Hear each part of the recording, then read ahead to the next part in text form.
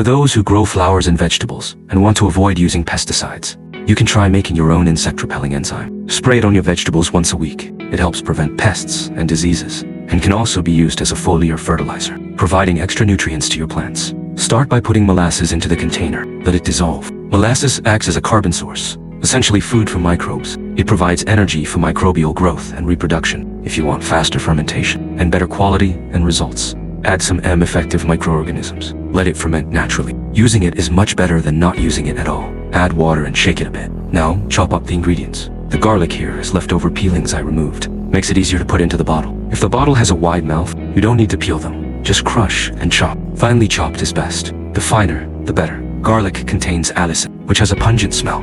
Many pests are sensitive to that odor. These chilies are homegrown, very spicy, but our family doesn't eat much spicy food, so we dried them. Now we'll use them to make chili enzyme. You can use fresh or dried chilies. Capsaicin in chilies is also irritating to insects. When they come into contact with it, they feel uncomfortable and leave. Citrus peels have a fragrant aroma, which also helps repel pests. The volatile oils in orange or tangerine peels can also improve the smell of the enzyme, especially when fermenting protein-rich materials. Adding citrus peel helps prevent overly strong odors. After chopping everything, put all ingredients into the container. Start with dry items. Otherwise, a wet funnel can cause sticking. These are leftover Sichuan peppercorns from home. Rub them a bit and toss them in. Sichuan pepper has natural insect-repelling properties. This is tea seed powder, also called camellia seed meal. It's the residue from oil-extracted tea seeds. It contains saponins, which are also toxic to some pests. It not only repels insects, but also releases some nutrients. You can also use tea seed meal. Mix it with garlic or chili.